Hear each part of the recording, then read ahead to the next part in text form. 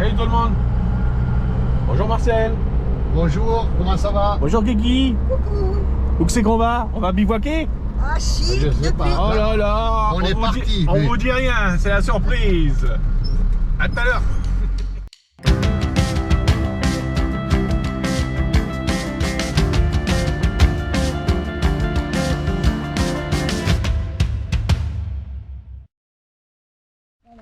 Bon. Allez, on part en voyage. Ouais. Il y a du soleil, c'est le principal. On part en voyage. J'ai entendu parler d'un ancien aérodrome par là. Tu crois qu'il y a encore des avions quand tu es ici? Hydravion. On va peut-être avoir la chance de voir un hydravion arriver. Ouais. Non, allez, on part en bivouac. On va se faire la Haute Porina.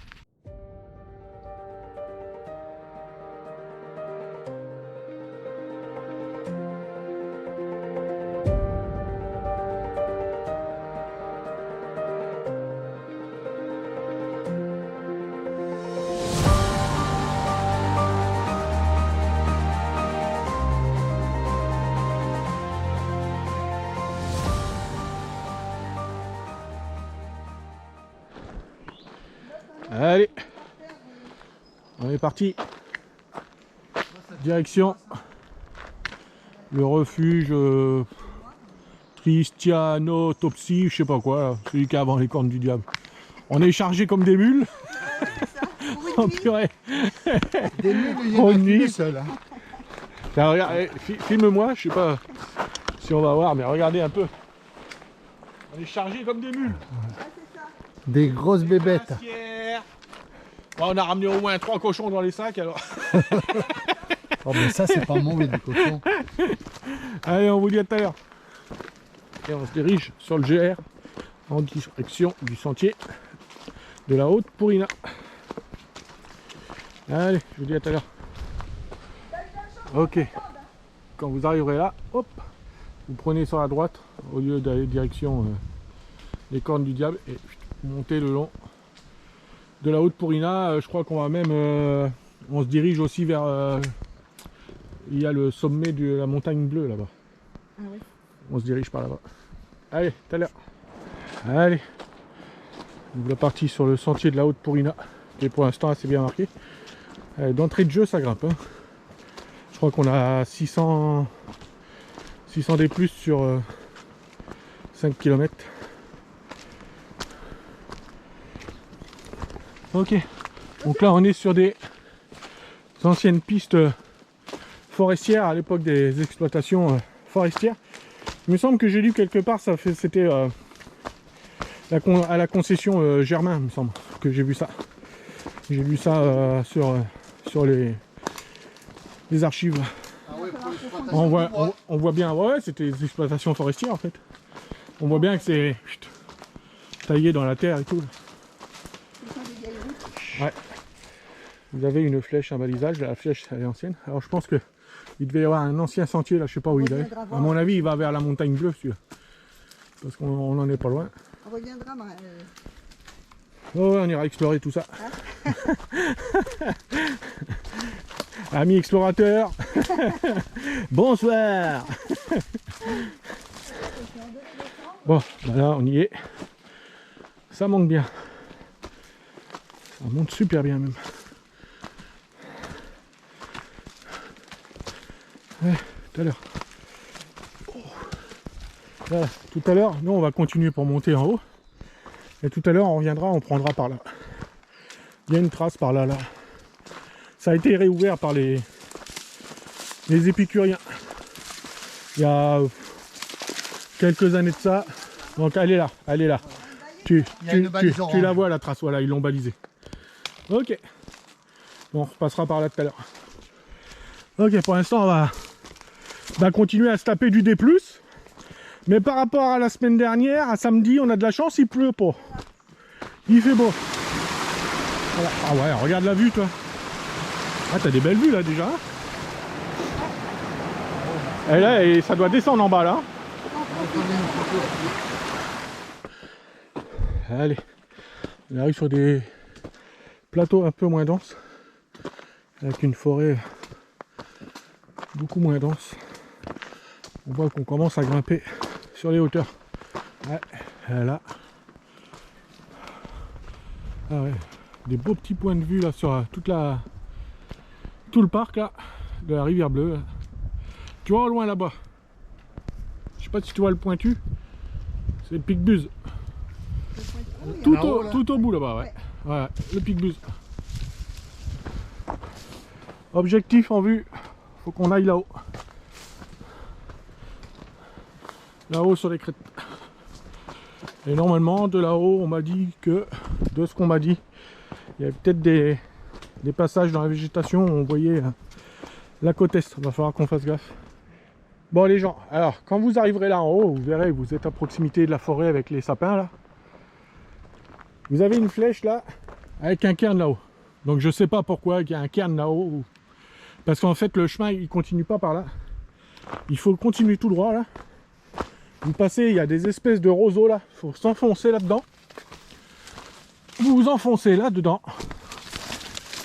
Et vous retrouvez le chemin par derrière. Voilà. Voilà, le chemin il est juste derrière. Bon, moi, si on me l'avait pas dit, je l'aurais jamais su. C'est des amis qui l'ont fait et qui m'ont conseillé en m'expliquant cela. Voilà, je vous dis à tout à l'heure. Là, ça va être dense. Ok. Voilà les amis. Bon, je sais pas si vous voyez, nous on voit la côte est là-bas avec la mer. La mer, c'est Winné là-bas. Hein. De toute façon, en plus, c'est Winné. Toute la côte est. Alors, il y a les branches, il y a les arbres. On est vraiment au bout du chemin là. Une fois que vous êtes enfoncé tout à l'heure dans les sous-bois, vous suivez. Il y a une trace au sol, vous la suivez. Et on est vraiment au bout du sentier de la Haute-Pourrina. Et la Haute-Pourrina prend sa naissance non loin là, dans le contrebas à 100 mètres là. Ok, nous on va essayer d'aller chercher. Si on peut crapahuter là-dessus et voir s'il y a un coin dégagé pour avoir une meilleure vue, mais bon, je pense pas qu'on va y arriver parce que la forêt est dense. On va essayer. Si jamais je vous montre ça, c'est qu'on a réussi. Bon, sinon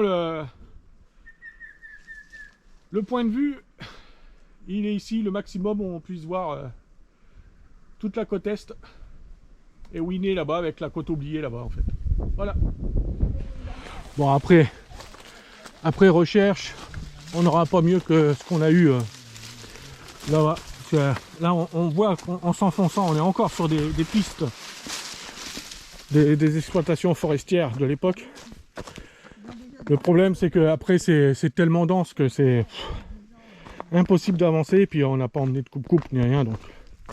Allez les amis, là on voit aussi un petit peu toute la côte est là. Avec non, c'est même pas Winné qui est là-bas. Si, ah si c'est Winné parce que l'embouchure de la Pourrina est plus loin. Si c'est Winné. C'est Winné qu'on voit là-bas. Winné, donc la rivière Winné, elle passe dans le contre. Vous passez la crête là-haut là, et dans le contrebas vous avez la rivière Winné là. Okay.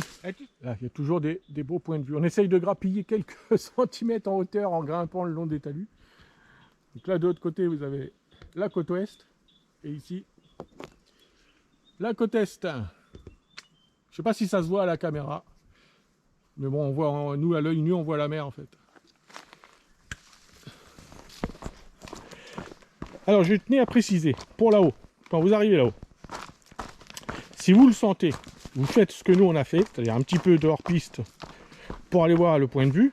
Bon, sinon vous restez sur la dernière zone plate, en montant un petit peu sur les talus, vous avez des points de vue aussi. Voilà. Allez pas si vous n'avez pas de GPS, si vous n'avez pas d'expérience en cartographie ni rien, allez pas vous perdre là-dedans parce que sinon, voilà, c'est ces piquets là. Si vous voyez ces piquets là, vous pouvez les suivre. Mais arrivé à un moment, ça s'enfonce dans la forêt. Donc faites attention parce que ce sont des anciens piquets de balisage par rapport à ceux qui ont été installés maintenant. Mais allez pas vous perdre là-dedans parce que sinon on n'est pas prêt de vous retrouver. Hein. Ok. Ok. Donc là, quand vous arrivez là sur le chemin du retour, nous à l'aller, on est arrivé de par là. Et donc vous au retour, vous prenez par là. Si vous suivez ma trace, vous suivez cette trace là, il y a une trace qui s'enfonce À l'intérieur, il est passé par là, je crois. À l'intérieur, là, et vous verrez que ça a été balisé. Bon, il y a des endroits c'est assez envahi, mais bon, s'il y a des balises comme ça, normalement, plus la trace GPS, C'est vraiment le travail de ta goutte, hein. vous devriez vous repérer assez facilement. À condition d'avoir la trace GPS. Pour ça, vous allez sur Trace GPX NC, le groupe Facebook.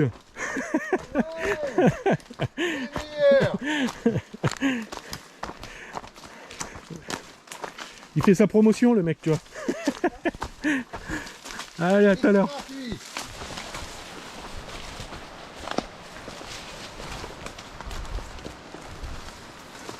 Vous avez les pieux comme ça. Ça, c'est les vieux pieux. Je pense que c'est le parc qui avait installé ça. Donc, c'est vous dire que ces sentiers-là, ils sont vieux. Ils datent pas d'aujourd'hui.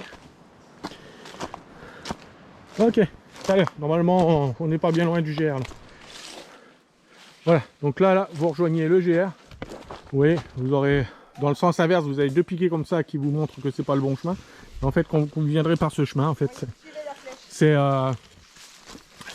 la bifurque qui évite de faire un aller-retour pour aller sur la route pour Ina. Et ça vous ramène sur les balisages du GR. Je sais pas si vous le voyez là-bas. Et ensuite, vous prenez sur la gauche et vous reprenez le GR jusqu'au... On va aller jusqu'au bivouac. Voilà.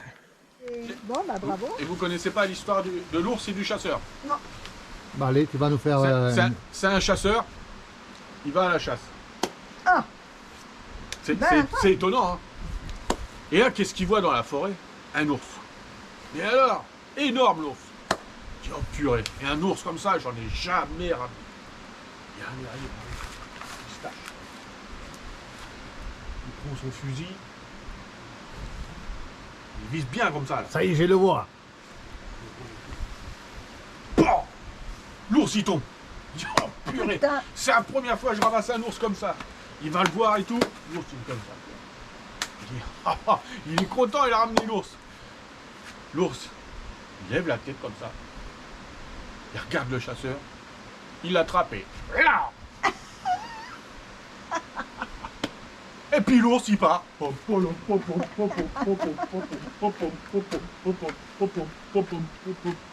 Le chasseur se lève. Il rentre chez lui. Furieux, en colère. Le lendemain il revient.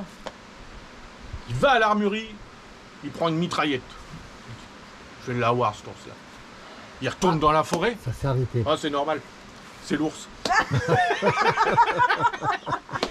Il retourne dans la forêt. Un temps de... Ouais, il s'est mis en veille. Ah. Il retourne dans la forêt. Oui, taper dessus. Non. Non, tu restes en route. Non, tu as juste à faire ça. Il retourne dans la forêt avec sa mitraillette. Il se cache. Un peu comme ça là, quoi. Il voit l'ours au refuge triadotopsie. Il est pas loin. Il est pas loin. Et là, il prend la mitraillette. Là. L'ours, pof.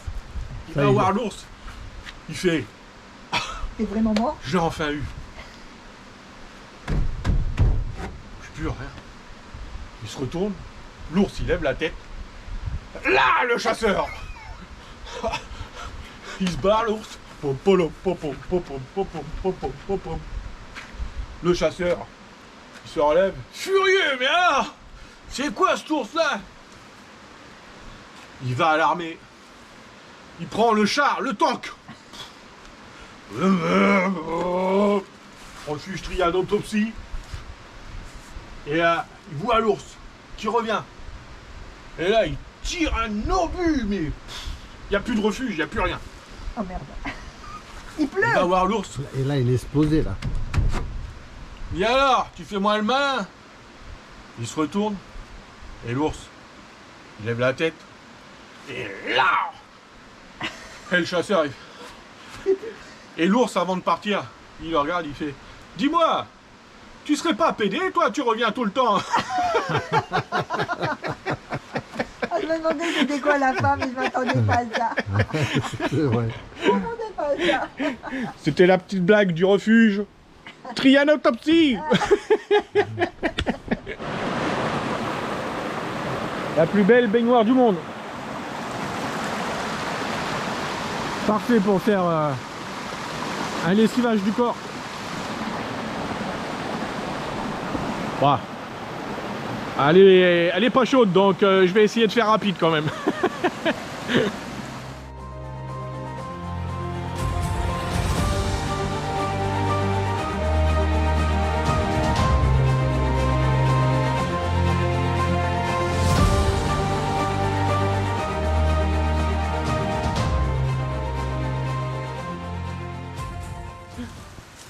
Ouh là là. Il y a pas de moi je vais te dire, l'ours il a pas intérêt à se ramener. Hein. Oh, putain, C'est nos saucisses. Il y en a, hein. Ouh là là. Vous avez pas l'odeur, nous on l'a. Elles s'appellent désirées. Ça commence à sentir bon, oui. On va y arriver. Là, on les a eu ces saucisses. Ah ouais. Par contre, le feu ça réchauffe parce que je peux vous dire que là ça caille. On est au fin fond de la rivière bleue et ça caille. Bon appétit. Bon appétit. Bon appétit. Alors au menu, chips, chipolata. En dessert, des petites madeleines. Il y a des œufs durs aussi. Des œufs durs, des compotes. Et puis, et Marcel, t'as pas d'assiette? Un bon petit pinard. Attends, je vais mettre dans la mienne comme ça. Et après ça, eh ben, on vous dit à demain, Moi, je les mange amis. avec les doigts. Ouais. Pour une nouvelle journée. Allez, vas-y, t'en as.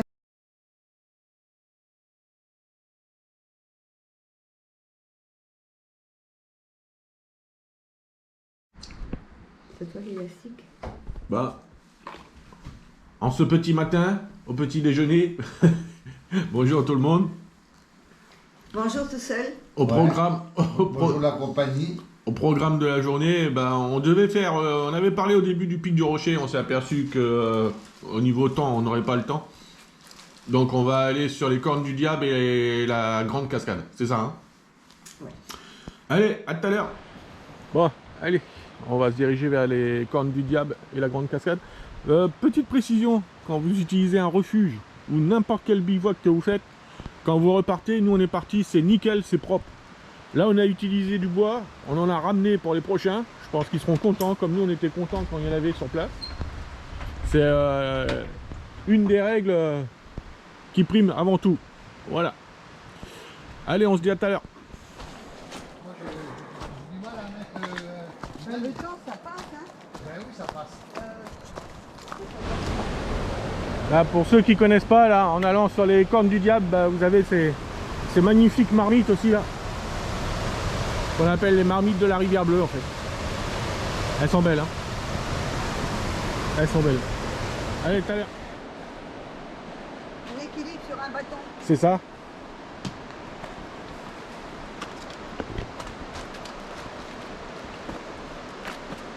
J'avais oublié comment c'était.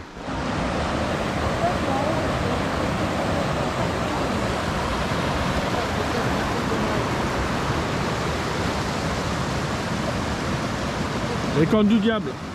Elle est haute là, hein. Elle a monté un peu quand même, avec toutes les pluies qui sont tombées cette nuit. Là.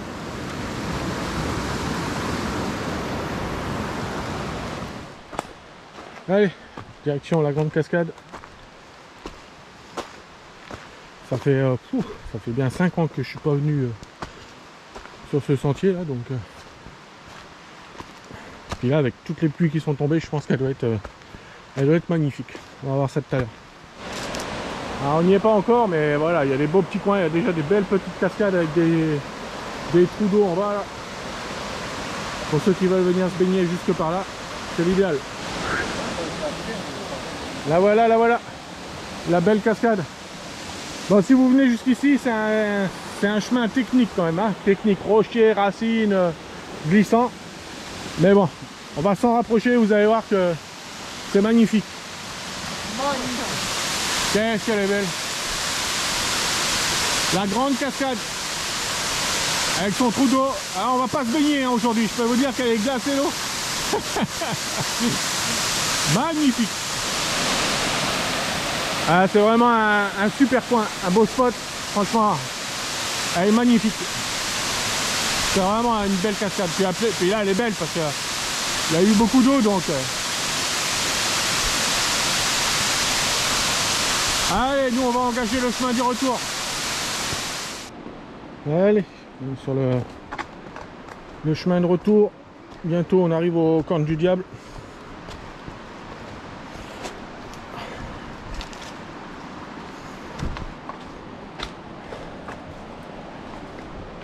Ça va? Tout va bien, tout va bien. On est presque sortis. Voilà, on arrive au camp du diable. Et là, petit casse-croûte de midi.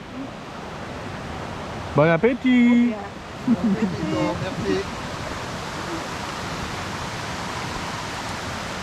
Ok. Bon, allez, on arrive au refuge.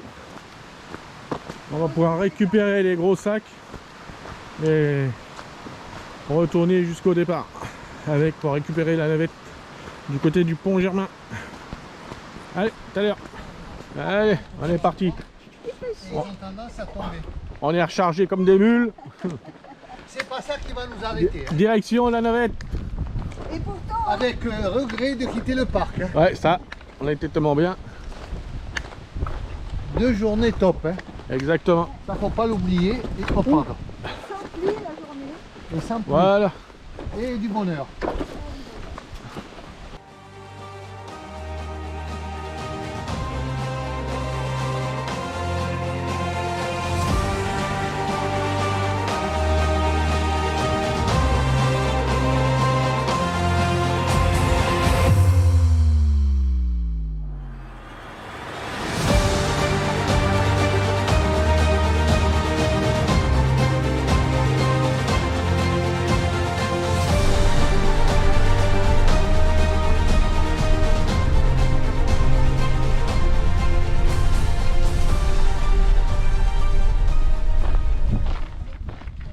Et voilà, c'est ainsi que se termine ce bivouac